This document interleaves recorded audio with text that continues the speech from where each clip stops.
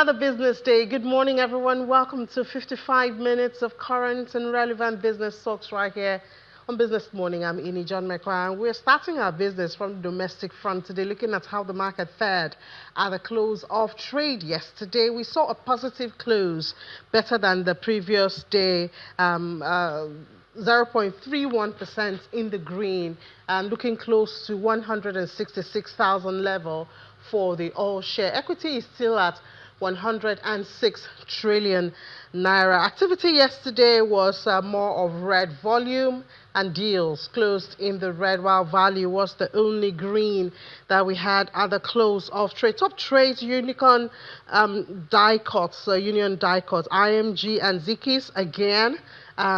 Topping trades we see since last week, been doing some positive moves right there. Omatech was a top loser yesterday. QTix and UMOH, that also was in the top losers. Top trades: GT Co-Champs and Custodian Insurance. Well, the observation is that there's cautious, constructive tone across many assets, investment assets in the country for now. A market cap, however, we see trending just slowly but surely.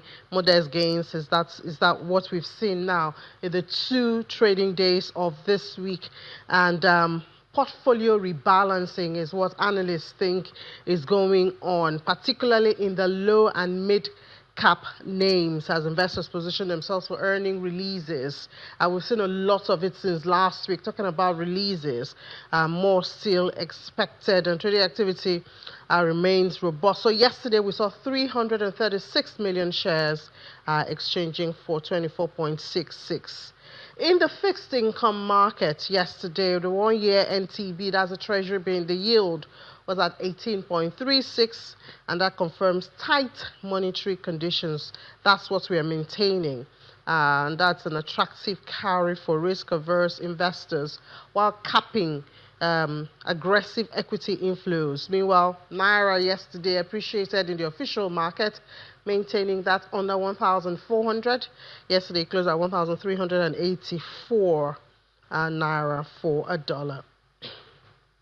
In the oil space, oil prices extended gains after the U.S. shot down an Iranian drone and armed Iranian boats that approached a U.S.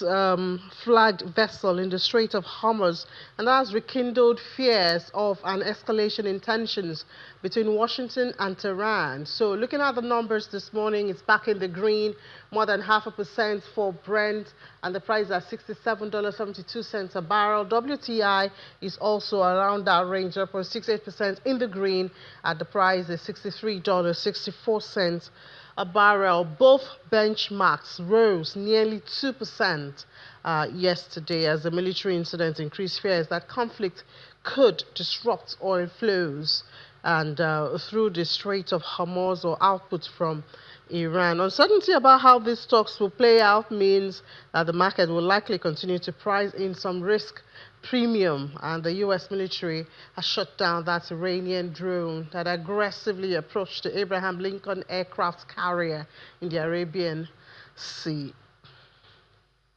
Well, still talking about the oil space, the Nigeria International Energy Summit, which is a federal government-backed conference, opened in Abuja yesterday, and there were senior government officials and industry leaders at the opening. It's the 9th edition of the conference, and President Bola Tinubu was represented by Vice President Kashim Shettima, and he says that Nigeria is ready for the big ticket project, and in collaboration with others, they'll be harnessing the continent's energy resources. The theme for 2026 is Energy for Peace and Prosperity, Securing a Shared Future. Arguably Africa's biggest gathering of heads of delegates, senior government officials, leaders of international oil companies, chief execs of indigenous energy companies, finance institutions, experts, industry stakeholders are attending the Nigeria International Energy Summit in Abuja, the nation's capital. We're also joined by His Excellency. In Africa's consensus on peace and prosperity using natural energy resource as growth catalyst is catching on. This conference is focusing solely on that. Your continued support strengthens NIAS as a premium platform for policy dialogue, investment partnerships, and innovation in the energy sector. As we engage over the coming days, let us focus on building resilient energy systems, expanding access, and accelerating sustainable solutions, and fostering cross-border cooperation that secures prosperity for our people and peace for our region. Let's look at some numbers. Despite Africa's immense potential, Africa's paradoxical reality sees the exporting of 70% of its crude, 40% of its natural gas, losing about $15 million yearly. And while the cost of financing projects in Africa is between 15 to 20%, that's only comparable between 4 to 6% in Asia. But help is coming. I am proud to announce that the African Energy Bank, which is scheduled to launch here in Abuja in the first half of 26, is much more than just a financial institution. It is a Pan-African platform for the exchange of equipment, energy services, and above all, a catalyst for innovative financing to support structuring African energy projects. Nigeria is looking good as the poster child to lead in this just transition agenda. At least our African brothers say so, and also seeking investments. No single country or institution can meet Africa's energy needs. Conversely, working together through strategic partnerships and coordinated action, we can secure an energy future that supports prosperity, safeguarding the environment, and strengthens peace. We firmly believe that Nigeria's prosperity is also the prosperity of Equatorial Guinea and of the entire region. Nigeria's two ministers of oil and gas have some assuring words and some navigational aids. We remain firmly committed to scaling production towards 12 billion standard cubic feet per day, as charged by Mr. President, positioning gas as the cornerstone of Nigeria's energy security and prosperity. The President also, we launched what we call the West African Reference Market, our equivalent of European reference market. The vision is clear. The vision is for Nigeria to become the refining hub of the Gulf of Guinea. It will be a whole week of intense engagements, and the trades are pouring in. The continent's energy consumption per capita is barely 1/3 of the global average. While more than 600 million Africans still lack access to electricity, GCF analysis indicates that Africa's total energy consumption must at least triple by 2050 to place the continent on a genuine path out of energy poverty. Before declaring the conference officially open for the energy development conversations, Nigeria's Vice President, representing President Bola Ahmed Tinubu, highlights key growth indicators of this government and an invitation to partnerships. The Nigerian Upstream Petroleum Regulatory Commission recorded strong and consistent revenue performance, surpassing annual targets and reinforcing fiscal sustainability. As I formally, on behalf of President Bola Ahmed Tinubu GCFR, declare open the 9th Nigeria International Energy Summit, I invite all participants to engage constructively, invest confidently, and partner purposefully with Nigeria and Africa. There will be a keen global attention on Nigeria as regards this one-week engagement. It's always interesting to read the communique at the end and reactions that might follow. Stay tuned. Olu Phillips, Channels Television News. Indeed, it's going to be a busy week in Abuja. They're discussing energy. And yes, we're discussing energy this morning, but this time let's look at electricity. And yesterday, the federal government has said that they will share the burden of electricity subsidy with the state government. And so they're going to take a chunk of about 3.6 trillion naira from the federation account before it is shared. That's what they'll be doing from this year, 2026 2027 and 2028. And he said this is to distribute financial burden across federal, state, and local governments. Let's find out how this could look like, or how this would look like. And we're doing this with the Director, West Power and Gas Limited, Mr. George Etomi. Mr. Etomi, good morning, and good to have you on the program. I think you should unmute, because I didn't hear you even though I saw your lip. Yeah, good morning. All right, great. I can hear you now. So what is this supposed to mean?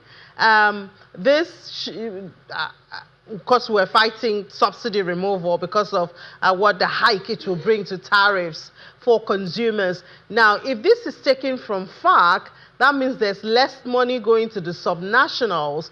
But I mean, what's the workability looking like from your perspective? Well, the devil will be in the details, but the principle here is that the subsidy regime is becoming a huge burden on the federal government, and yet the benefits go to all the states. So what the government seeks to do at this point is to ensure that that burden is shared. And they will do it up front, because once before FARC is done, they will do the reconciliation, and they will do the deductions. Well, let's just sort of go a little bit back.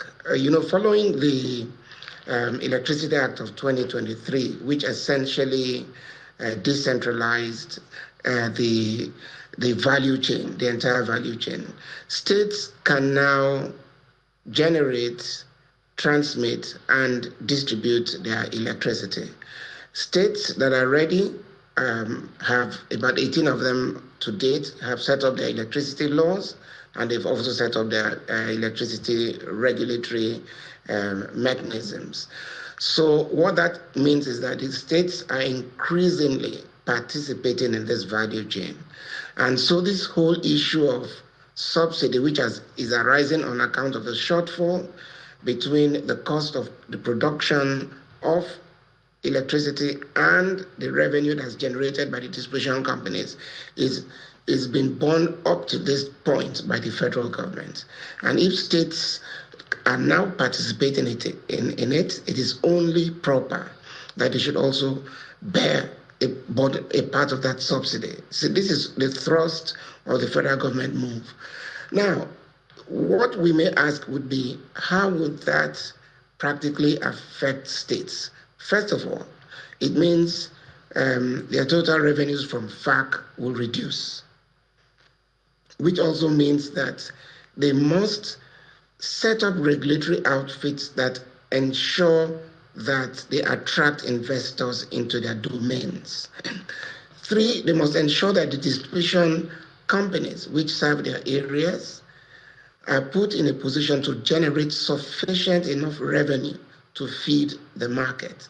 There will always be a subsidy, let's get that correct.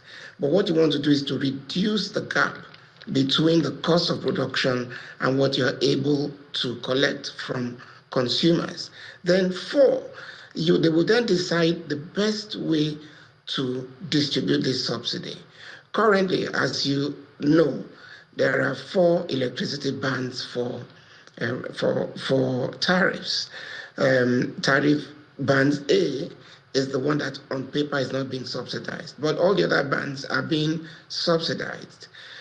How you work that in to ensure that mismatch is also addressed is going to be one of the key things.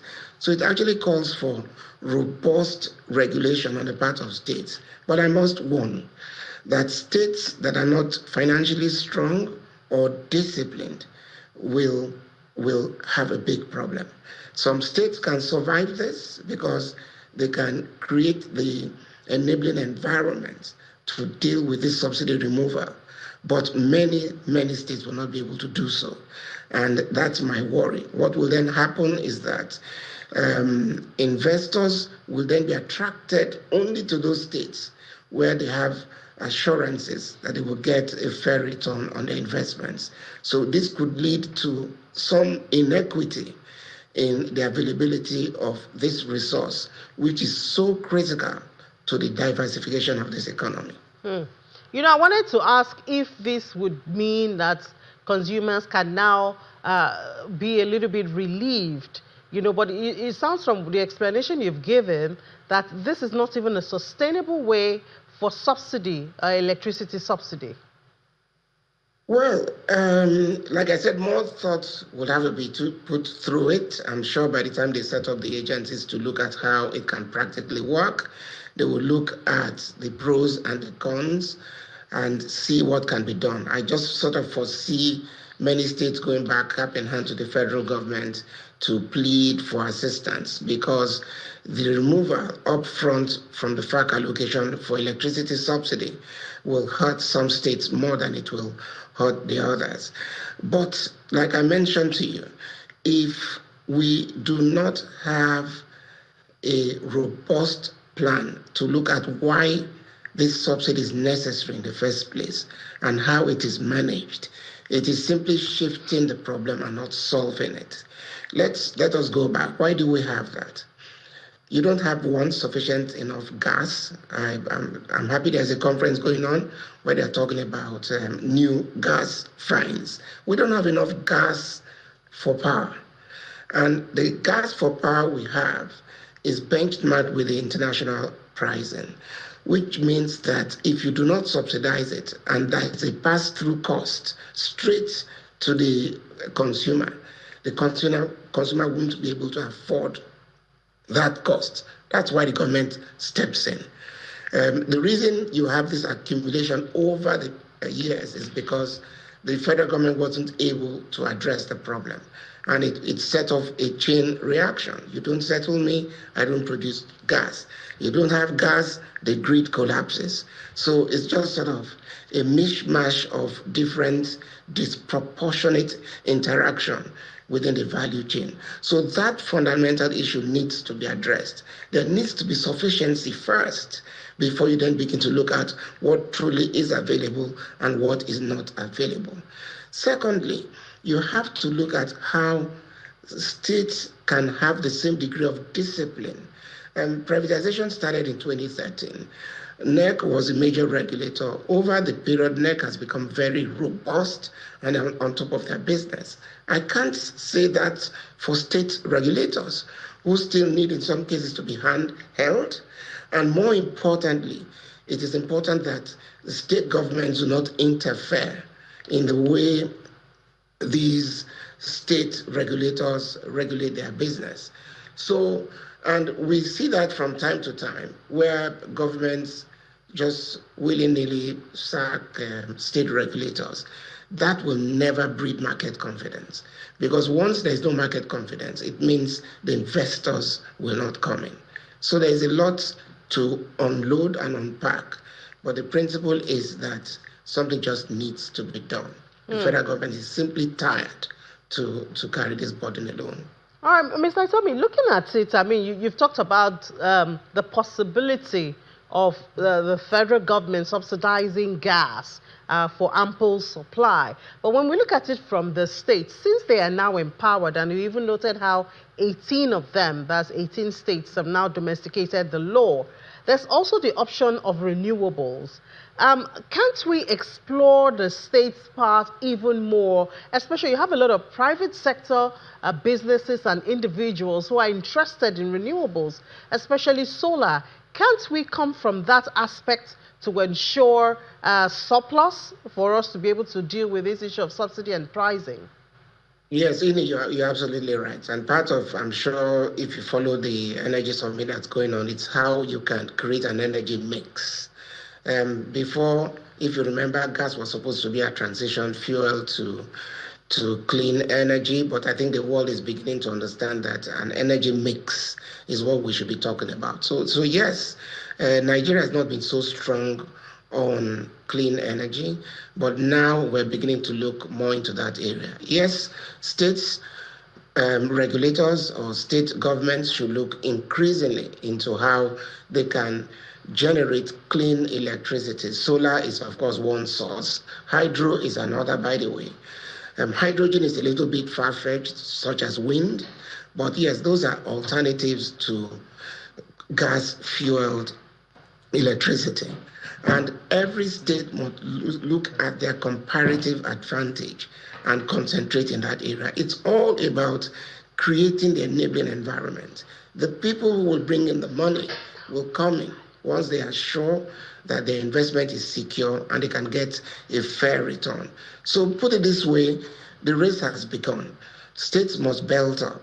This issue of going cap in hand, like for everything to the federal government, what they've just closed one veritable channel for that.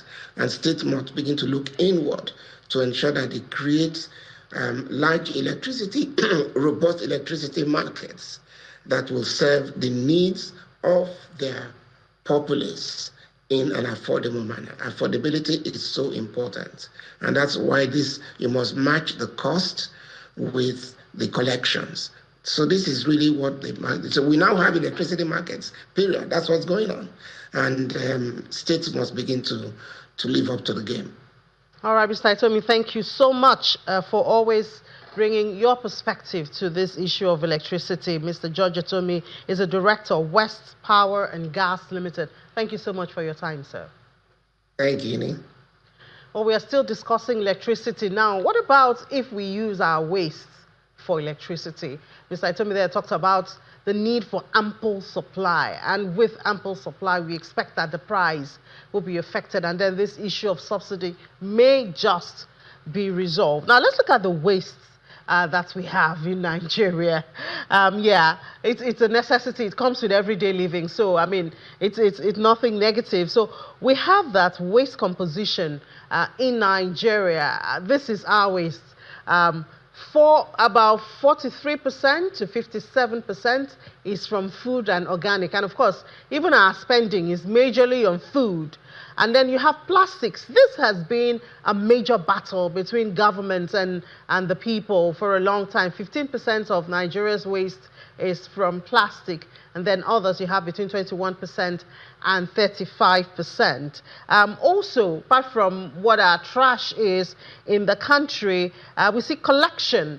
When it comes to collection, about 20% to 30% of the generated waste is currently collected and managed through formal systems. Others, about 80%, just ends up in dump sites, not accounted for, and obviously blocking the gutters and all other parts, which is another problem coming to us through flood and all of that. We have, of course, that type that we have food waste making up about 43 to 57%, followed by plastic and all of that. And per capita generation, on the average, each Nigerian, as a Nigerian, I generate about 0.51 kilograms to 0.85 kilograms of waste every day. We are all guilty of this. Living and operating in Nigeria, each Nigerian generates about 0.5 kg to 0.85 kg of waste every day, really close to 1 kg there every single day. That's what we generate. What are we doing with this? We need electricity. Let's find out from our next guest here, Mr. Bimbola Agbenjo. He's the ESG business manager at Independent Project Monitoring Company Limited. Mr. Agbenjo, good morning. Welcome to the program. Good morning, Mrs. Zini. So you and I, this is what we are generating. Can we turn this to electricity? We are looking for light. We are looking for electricity, for production, for just comfortable living. We need this. Is this a potential for when you talk about waste? Yes. Thank you. Firstly, thank you so much for having me on the show.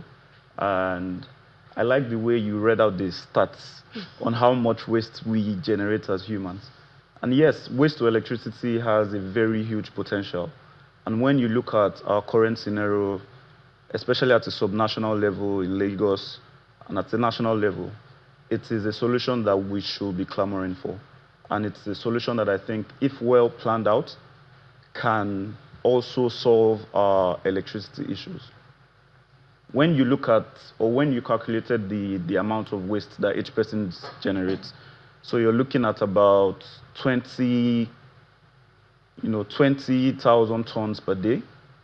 if you're calculating for 20 million Lagosians. Oh, yeah, because that's for an individual between 0.51 and 0.85. So if we're saying there are 20 million people in Lagos, so that's 20,000 tons per day of waste being generated. So you start to look at the magnitude of that. And if you look at our current systems of collecting, what we currently do is landfills, where you just collect and, dump somewhere. So why not use this resource to generate electricity that can also be useful to the population? So I 100% agree with it, but I also need to put caution. Waste to energy has a lot of different technologies. There's gasification, there's biogas, and as you rightly pointed out, a large, significant portion of our waste is organic waste. So there's a very huge opportunity for biogas and biodigesters in using to generate electricity.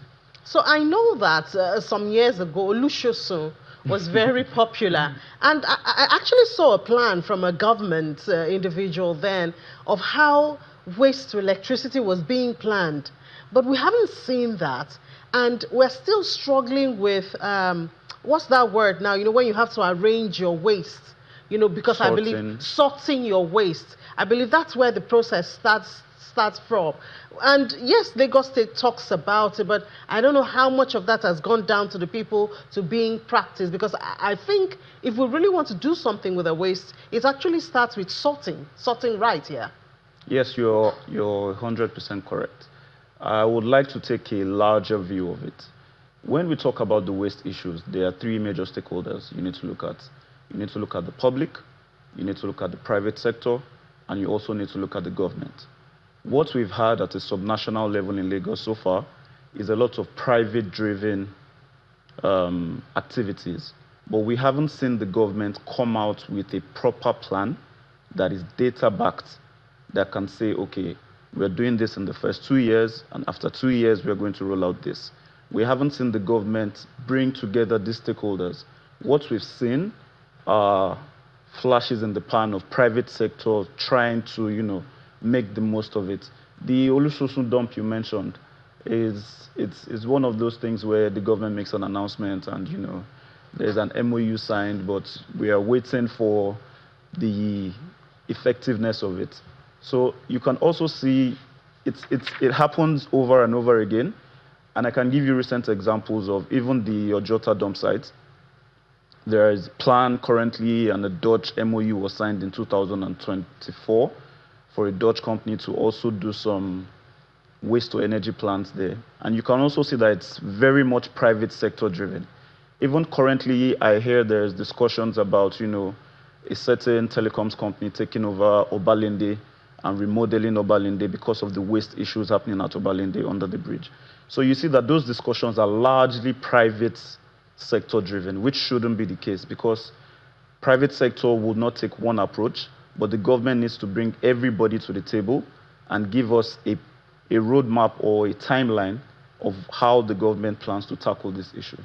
So maybe now that the federal government is saying that they're going to share the subsidy, they're going to take about more than 3 trillion naira from FAC, maybe when it affects the states, do you think that could be a motivation for them to push? Because now there's the law that empowers states to generate electricity, and you have the waste, which can help you to generate electricity.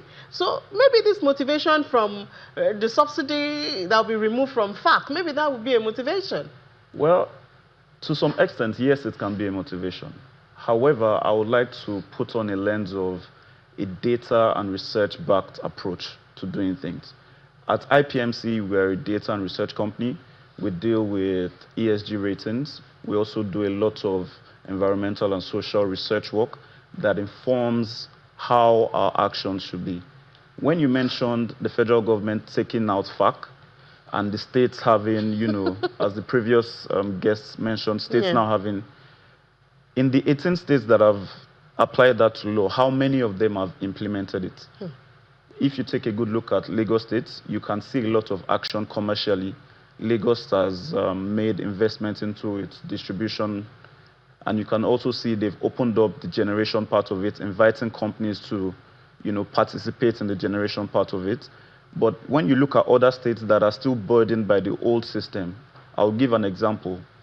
IBEDC which is one of the largest discos in the country and covers about 7 states, is currently one of the most unmetered distribution companies in the country.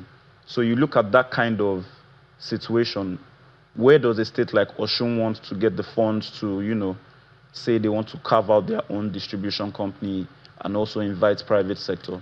So yes, the fact, withdrawing from the fact is going to hurt, but it takes a data-backed approach for you to say, yes, I want to convert this waste to energy. But a state like Osun has agriculture. Exactly. Haven't we all agreed that every state in Nigeria is blessed? That the state governors just need to look inwards, Yes. So, I mean, even Osun is blessed in agriculture. So when we say look inwards, it's a Nigerian phrase, but I like to say we need to use data-backed information. I will give an example of, I like to use Lagos because it's commercial. Because you live in Lagos. And I live in Lagos. But a lot of states are not as rich as Lagos. Exactly. I think 2-3 years ago, Lagos bought about 100 waste trucks. And this year, because of the news of, dirt piling up and everything, they're saying they're planning to buy another 100. But when you did the calculation, we're looking at 20,000 tons of waste every day. Can 100 trucks really cover 20,000 tons of waste every day? Those are the sorts of questions that we need to ask ourselves using data. And by using data, we come to a more practical solution and not just, flashes in the pan of private sector driven activities. So I guess if Lagos State government can get 20,000 or 20,000 trucks, the private sector can, it can be a PPP and then more can be done. It doesn't have to be just, this is business opportunity too, I believe. Definitely. So when you look at it, you need to do the research and you need to put out the data to say, okay, we're looking to combat 20,000 tons. We can afford the 100 trucks. We're looking for private sector to also join us. But if you haven't done that data and research, which is something that IPMC prides itself in, even with our ESG ratings and our ESG reports, you can't assertively make a plan without data and research going into it. You're just going to be doing the same thing. And if you look for a case of Lagos where you expect that the population is still on the rise, so if you bought 100 trucks 4 years ago, you are buying 100, are you going to catch up to what is eventually coming your way? There has to be a sustainable way. And I guess that's what you guys do, because recently you rated the banks, ESG ratings, and all of that. Does that mean that as Nigerians, there's more consciousness? I know you looked at the financial sector, but would you use that, since you guys are very much into data, would you use that to say, there's more consciousness of all these sustainability needs and methods and strategies in doing business and even, living normally? So at an organizational level, yes, there is. Globally, there is a trend towards sustainability. And for IPMC, we did an ESG ratings report. We've done that for the past 3 years, simply where we look at listed companies on the Nigerian Stock Exchange, and we look at their ESG performance. So what that has allowed us to do is to, give ratings and benchmark them on their performance. Yes, at an organizational level, some organizations are required to report and to give sustainability reports.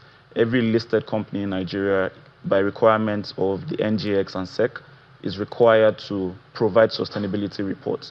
But how credible are these reports? How well are they doing? It's one thing to just say, I'm doing this, and that's the end of it. But we are saying, we are holding their feet to the fire, and we are saying, okay, look, you're reporting that your emissions went down, but your emissions didn't really go down. Or you're reporting that you have stronger governance, but really you don't have stronger governance. So that is what our ESG ratings report has done. And we've rated over 120 companies on the Nigerian Stock Exchange. And back to tying that to your question, at an organizational level, yes, we're seeing more awareness because, interestingly, this awareness is leading to funds being available, sustainable funds. And I think a week or 2 weeks ago, the president was in Abu Dhabi trying to get in these sustainable funds. So at an organizational level, yes, the organizations are aware, and they're also trying to cash in on the... Are you holding the feet of the government to the fire too? I mean, yes, maybe when you do that, you know, the ratings will come in, yes, and it can attract funds, and that can also be another way to... We have plans to also rate subnational and national governments moving forward, and also to expand across Africa moving forward. So yes, at organizational level, there is awareness, but on a day-to-day behavioral level, we are seeing that awareness needs more work. I can tell you that I'm still shocked when I see people drive posh cars and throw waste out of their windows. I mean, I didn't know that Nigerians will still be doing that, and more so Nigerians who seem to be elites, you know, and sometimes it's just so heartbreaking that people still have the minds to do that. But thank you so much for your time, Mr. Bimbola Gbenjo, the ESG business manager at Independent Projects Monitoring Company Limited. Thank you. Thank you very much for having me. Let's take a break. When we come back, cassava. We'll discuss cassava and all the things we are missing when we are not exploring the value chain of cassava. That's next. Please stay with us.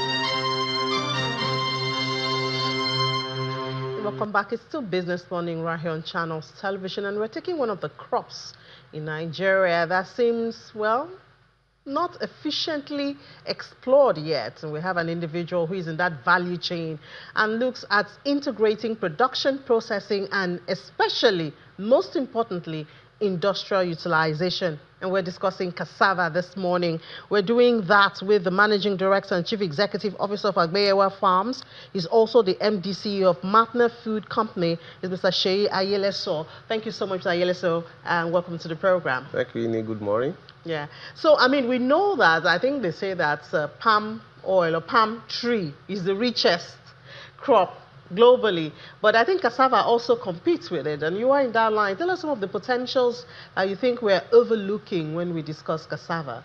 Well, I would say that cassava is the richest crop, okay, and the most stable crops in Nigeria. Even though, yes, palm kernel has a lot of derivatives, things that can be gotten out of palm kernel, but cassava offers the most efficient derivatives because you can get so many things from cassava. From cassava, you can get high quality cassava flour, you can get gari, you can get fufu, and also you can get cassava starch that's being used by most FMCG companies today. Processors also use them. You can also get ethanol, that's true for energy. You can also get Subsidy that's being used by pharmaceutical companies. So a lot of things that you can get from cassava, of course. And I was also told that from Brazil, you can even use cassava to get some Indomie noodles. They use I heard where we have spaghetti. Yes, from cassava. And we would have counted bread as part of it now if our government had sustained that project, that cassava bread project that we started, with during the administration of President Goodluck Jonathan. Yes, I think we are getting there now, because cassava is going to be used to exchange for what we'll be using for bread now. I'm going to be making bread with cassava. We are getting there. The bill is already with the Senate. Are you doing that? Is your company doing that? Yeah, we are working with the House Committee on Agriculture, Senate Committee on Agriculture, to actually entrench that cassava. What stage are you at, and what can we expect the timelines?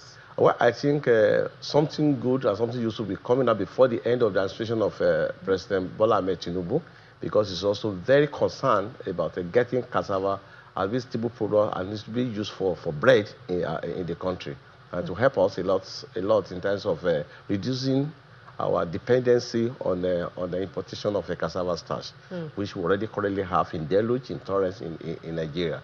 So before the end of the administration of President Bola Ahmed Tinubu, we should be getting to that. We're already discussing that House Committee. I hope it will go beyond discussion, sir. Oh, yeah, sure. This is our Nigerian discussion, and the paper agreement, we just talked about what MOUs and all of that. I hope it will go beyond. Fortunately, Agbewa has been designed by the federal government, Ministry of Agriculture, at the Cassava Revolution Center, for cassava ecosystem in Nigeria. So we are working, and they know that we walk the talk, and also we try as much as possible to achieve whatever we want to do. So we are also in very serious top discussion with the House Committee, National Assembly, both the Senate and also the House of Representatives. Since you said it's very serious. Very serious. And then you did your hand like this, I think. But I mean,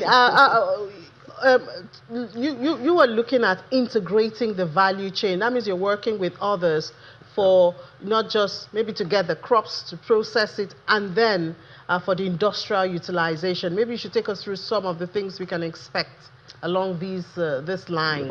Yeah, you know that Nigeria is the biggest producer of cassava in the world, and we are producing about 60 metric tons annually. And these have not really been converted into processing, and for us to begin to use and also satisfy both industrial use and also for the consumers. Now, today, Nigeria imports over $600 million of cassava starch into the country, and that will not help the economy. And that is why Agbewa has come and some other processors in the country to come together. We have an umbrella called Industrial Cassava Association of Nigeria, where we talk, Stakeholders Association of Nigeria, where we talk about how do we now begin to improve and entrench the use of cassava starch and one to reduce dependency on importation. Because we continue to rely on importation, $600 million annually is going to affect our GDP. But we want to get it to the point that will be affecting our GDP positively by ensuring that we actually participate and be a major player in the cassava value chain, especially processing, from cultivation to processing, and also to the market. Even we begin to apart from the fact that we'll be satisfying those industrial users, the likes of Cadbury, Nestle, Pumasidon, and the rest, will also be exporting, therefore enhancing our GDP. And what role is Agbewa play in this? Agbewa today is the largest producer of cassava, has the biggest farm in Africa. We are the biggest cassava farm in Africa. We have planted over 3,500 hectares of cassava in the last 3 years. And so you have farmers, because I mean sometimes in this value chain it seems the farmers are the ones who lose out the most. So you still see very poor farmers, while the other members of the stakeholders in the value chain are cashing out. And that's where our interest is now. So actually those farmers are called aggregators. Instead to what they have been producing as farm produce are being lost. We call it post-harvest lost. But what we have come to play is actually to offtake this produce from the farmers and begin to process them for them. And we also offtake them for them at the premium price to ensure that at least it's sustainable and they're able to actually get into more production. Today, an average farmer in Nigeria gets about 6 to 8 tons yield per hectare, from their farm. And at the end of the day, when you remove the cost of production from that 6 to 8 tons per hectare, when you sell it, what comes to them will be less than 100,000 as margin.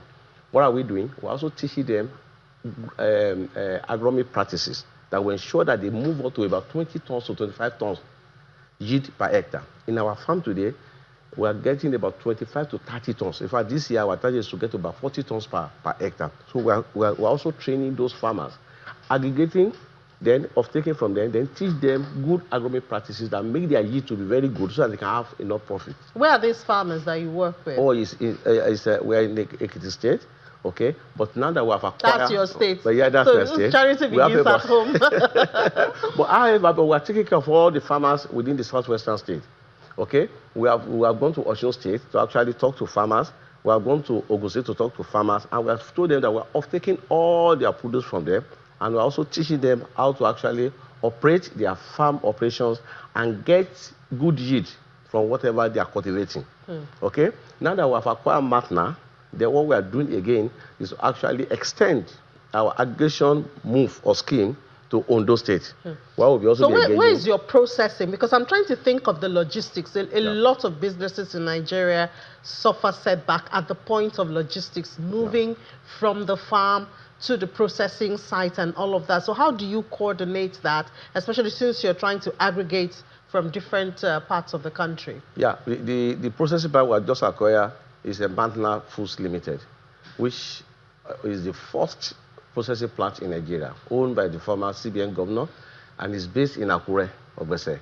So we'll move our cassava starch from our factory to Lagos. We have a warehouse in Lagos where we move our You don't have issues with bad roads, vehicles, insecurity on the road? I mean, of course, logistics issues are there. Exactly. Okay, we are using third-party vendors now. Oh, okay. But we are hoping we want to get our own trucks so that we're involved in the logistics, so that it will be very easy for us to move our cassava starch from Akure Ondo State to Lagos to satisfy our customers in the FMCG All right, industries. honestly, I mean, I get excited when I hear about manufacturing, you know, and things like that, and I really do hope that I wish you success. Thank you very much. You know, and let's eat cassava bread. I've not tasted it. I want to taste cassava. Don't worry, before the end of the year, you taste before the end of this year, I'll be looking forward to it. All right.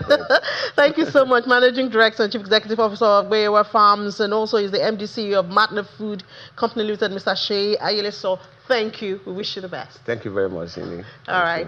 All right, we'll go global in just a moment.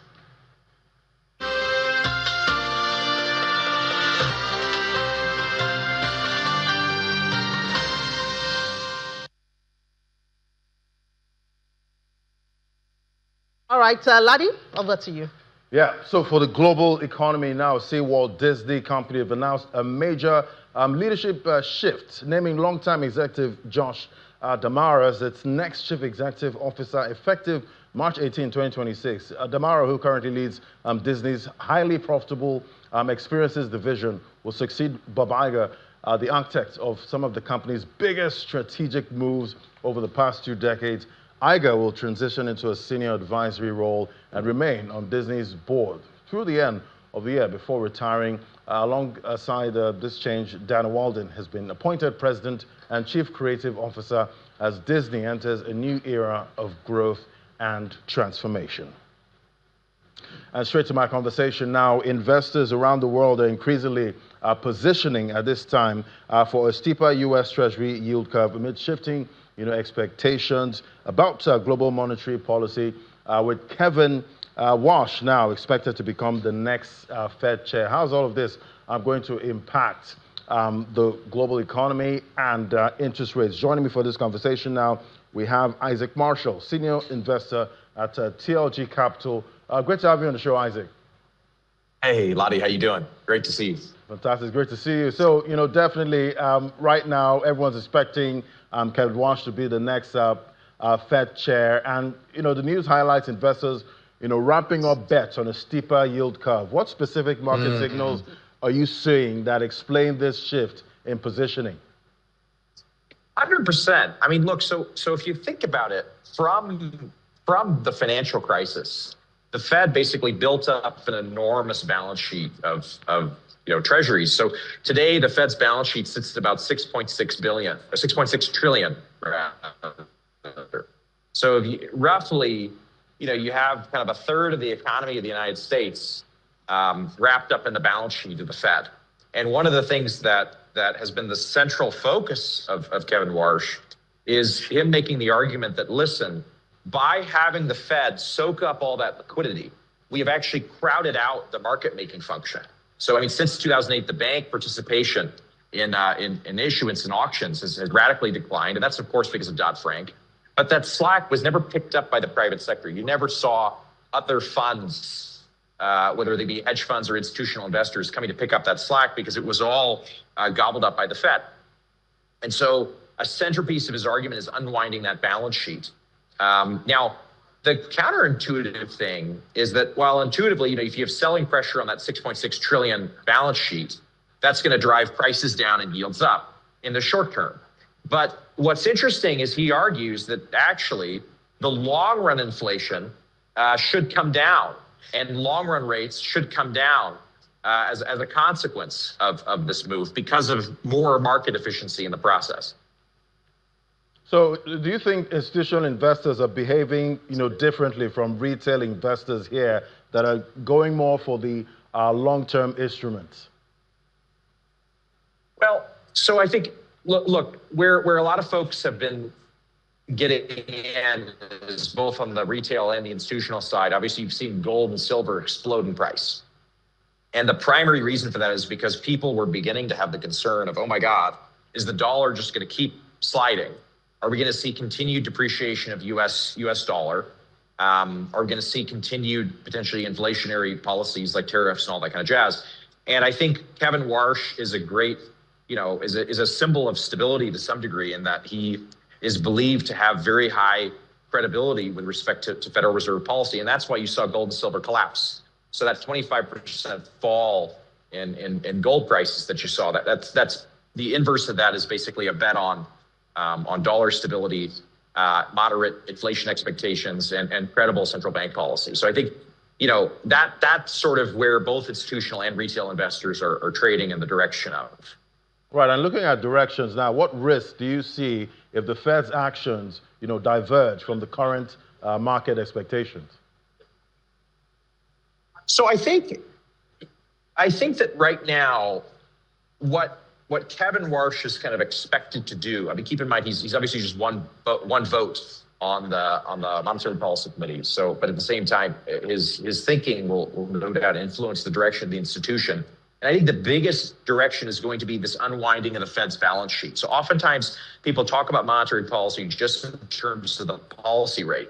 But actually the Fed also has this tool, which is quantitative easing and quantitative tightening, which is unwinding or buying new treasuries at auction. If you have a situation where more and more market participation is encouraged in the purchase of new treasuries issued at auction because the Fed steps back, if that encourages the participation, because we saw at the last auction, it was one of the lowest participations in a Fed auction that we've ever seen. So if you can reignite participation in Fed auctions and in rates market making, that has a really positive impact on liquidity premia, which in turn could offset the impact of, in the short term at least, of pushing rates higher just because of selling pressure on the long end of the curve. So I think that to me is like the main impact here. Is in a nutshell, I think the market perceives this as credible for U.S. Federal Reserve policymaking going forward, and I think it's probably a positive indicator for the dollar and a positive indicator for USD denominated assets. Right. All right. I guess countdown. At this point, we'll see if he's as hawkish as they say, or maybe he turns dovish. Thank you so much, Isaac Marshall, senior analyst at TLG Capital. Thank you. Thank you so much, Lud. Actually, senior investor. All right, so there you have it. Those are the top stories right there on the global economy. I'll hand things over back to Edie.